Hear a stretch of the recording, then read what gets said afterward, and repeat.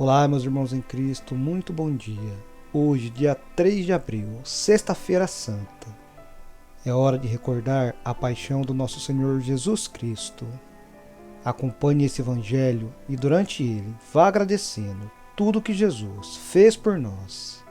Não esqueça também de fazer o jejum, não coma carne hoje. E também pegue uma refeição sua e ofereça a Jesus Cristo. Vamos ao evangelho. Naquele tempo, Jesus saiu com os discípulos para outro lado da torrente do Cedron. Havia aí um jardim, onde ele entrou com os discípulos. Também Judas, o traidor, conhecia o lugar, porque Jesus costumava reunir-se aí com seus discípulos. Judas levou consigo um destacamento de soldados e alguns guardas dos sumos sacerdotes e fariseus. E chegou ali com lanternas, tochas e armas. Então Jesus, consciente de tudo o que ia acontecer, saiu ao encontro deles. A quem procurais? Responderam, a Jesus, o Nazareno. Ele disse, sou eu. Judas, o traidor, estava junto com eles, quando Jesus disse, sou eu. Eles recuaram e caíram por terra. De novo lhes perguntou, a quem procurais? Eles responderam, a Jesus, o Nazareno. Jesus respondeu, já vos disse que sou eu. Se é a mim que procurais, então deixai que estes se retirem. Assim se realizava a palavra que Jesus tinha dito. Não perdi nenhum daqueles que me confiaste. Simão Pedro, que trazia uma espada consigo, puxou dela e feriu o servo do sumo sacerdote, cortando-lhe a orelha direita. O nome do servo era Malco. Então Jesus disse a Pedro, guarda tua espada na bainha. Não vou beber o cálice que o Pai me deu? Então os soldados, o comandante e os guardas dos judeus prenderam Jesus e o amarraram. Conduziram-no primeiro a Anás, que era o sogro de Caifás, o sumo sacerdote naquele ano. Foi Caifás que deu aos judeus o conselho: é preferível que um só morra pelo povo. Simão Pedro e um outro discípulo seguiam Jesus. Esse discípulo era conhecido do sumo sacerdote e entrou com Jesus no pátio do sumo sacerdote. Pedro ficou fora, perto da porta. Então outro discípulo, que era conhecido do sumo sacerdote, saiu. Conversou com a encarregada da porta e levou Pedro para dentro. A criada que guardava a porta disse a Pedro, não pertences também tu aos discípulos deste homem? Ele respondeu, não. Os empregados e os guardas fizeram uma fogueira e estavam se aquecendo, pois fazia frio. Pedro ficou com eles aquecendo-se. Entretanto, o sumo sacerdote interrogou Jesus a respeito de seus discípulos e de seu ensinamento. Jesus lhe respondeu, eu falei às claras ao mundo. Ensinei sempre na sinagoga e no templo, onde todos os judeus se reúnem. Nada falei às escondidas. Por que me interrogas? Pergunta aos que ouviram o que eu falei. Eles sabem o que eu disse. Quando Jesus falou isso, um dos guardas que ali estava deu-lhe uma bofetada dizendo, é assim que respondes ao sumo sacerdote? Respondeu-lhe Jesus, se respondi mal, mostra em que, mas se falei bem, por que me bates? Então Anás enviou Jesus amarrado para Caifás, o sumo sacerdote. Simão Pedro continuava lá em pé aquecendo-se. Disseram-lhe, não és tu também um dos discípulos dele? Pedro negou, não. Então um dos empregados do sumo sacerdote, parente daquele a quem Pedro tinha cortado a orelha, disse, será que não te vi no jardim com ele? Novamente Pedro negou, e na mesma hora o galo cantou. De Caifás levaram Jesus ao palácio do governador. Era de manhã cedo. Eles mesmos não entraram no palácio, para não ficarem impuros e poderem comer a Páscoa. Então Pilatos saiu ao encontro deles e disse, que acusação apresentais contra esse homem? Eles responderam, se não fosse malfeitor, não o teríamos entregue a ti. Pilatos disse, tomai-o vós mesmos e julgai-o de acordo com a vossa lei. Os judeus lhe responderam, nós não podemos condenar ninguém à morte. Assim se realizava o que Jesus tinha dito, significando de que morte havia de morrer. Então Pilatos entrou de novo no palácio, chamou Jesus e perguntou-lhe, tu és o rei dos judeus? Jesus respondeu, estás dizendo isso por ti mesmo ou outros te disseram isto de mim? Pilatos falou, por acaso sou judeu?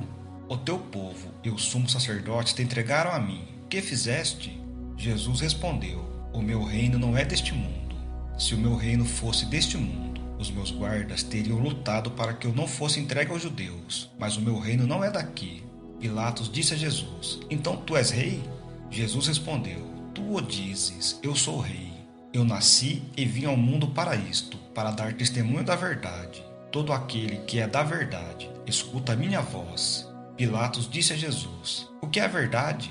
Ao dizer isso, Pilatos saiu ao encontro dos judeus e disse-lhes, eu não encontro nenhuma culpa nele, mas existe entre vós um costume que pela Páscoa eu vos solte um preso. Quereis que vos solte o rei dos judeus? Então começaram a gritar de novo, este não, mas Barrabás. Barrabás era um bandido, então Pilatos mandou flagelar Jesus. Os soldados teceram uma coroa de espinhos e a colocaram na cabeça de Jesus. Vestiram-no com um manto vermelho, aproximaram-se dele e diziam, viva o rei dos judeus! E davam-lhe bofetadas. Pilatos saiu de novo e disse aos judeus, olhai, eu o trago aqui fora, diante de vós, para que saibais que não encontro nele crime algum. Então Jesus veio para fora, trazendo a coroa de espinhos e o manto vermelho. Pilatos disse-lhes, eis o homem. Quando viram Jesus, os sumos sacerdotes e os guardas começaram a gritar, crucifica-o, crucifica-o. Pilatos respondeu, levai-o vós mesmos para o crucificar, pois eu não encontro nele crime algum. Os judeus responderam, nós temos uma lei, e segundo esta lei ele deve morrer, porque se fez filho de Deus. Ao ouvir estas palavras, Pilatos ficou com mais medo ainda. Entrou outra vez no palácio e perguntou a Jesus, de onde és tu? Jesus ficou calado. Então Pilatos disse, não me respondes? Não sabes que tenho autoridade para te soltar e autoridade para te crucificar? Jesus respondeu, tu não terias autoridade alguma sobre mim, se ela não te fosse dada do alto. Quem me entregou a ti, portanto, tem culpa maior. Por causa disso, Pilatos procurava soltar Jesus, mas os judeus gritavam, se soltas este homem, não és amigo de César. Todo aquele que se faz rei declara-se contra César. Ouvindo essas palavras, Pilatos levou Jesus para fora e sentou-se no tribunal, no lugar chamado Pavimento, em hebraico Gábata. Era o dia da preparação da Páscoa. Por volta do meio-dia, Pilatos disse aos judeus, eis o vosso rei. Eles, porém, gritavam, fora, fora, crucifica-o. Pilatos disse, hei de crucificar o vosso rei? Os sumos sacerdotes responderam, não temos outro rei, senão César. Então Pilatos entregou Jesus para ser crucificado, e eles o levaram. Jesus tomou a cruz sobre si e saiu para o lugar chamado Calvário, em hebraico Gólgota. Ali o crucificaram, com outros dois, um de cada lado, e Jesus no meio. Pilatos mandou ainda escrever um letreiro e colocá-lo na cruz. Nele estava escrito, Jesus Nazareno, o rei dos judeus. Muitos judeus puderam ver o letreiro porque o lugar em que Jesus foi crucificado ficava perto da cidade. O letreiro estava escrito em hebraico, latim e grego. Então os sumos sacerdotes dos judeus disseram a Pilatos, não escrevas o rei dos judeus, mas sim o que ele disse, eu sou o rei dos judeus. Pilatos respondeu, o que escrevi está escrito. Depois que crucificaram Jesus, os soldados repartiram a sua roupa em 4 partes, uma parte para cada soldado. Quanto à túnica, esta era tecida sem costura, em peça única de alto a baixo. Disseram então entre si, não vamos dividir a túnica, tiremos a sorte para ver de quem será. Assim se cumpria a escritura que diz, repartiram entre si as minhas vestes e lançaram sorte sobre a minha túnica. Assim procederam os soldados. Perto da cruz de Jesus estavam de pé sua mãe, a irmã de sua mãe, Maria de Cleófas e Maria Madalena. Jesus, ao ver a sua mãe, ao lado dela, o discípulo que ele amava, disse à mãe, mulher, este é o teu filho. Depois disse ao discípulo, esta é a tua mãe. Daquela hora em diante, o discípulo a acolheu consigo. Depois disso, Jesus, sabendo que estava tudo consumado, e para que a escritura se cumprisse até o fim, disse, tenho sede. Havia ali uma jarra cheia de vinagre. Amarraram numa vara uma esponja embebida de vinagre e levaram-na à boca de Jesus. Ele tomou o vinagre e disse, tudo está consumado. E inclinando a cabeça, entregou o espírito.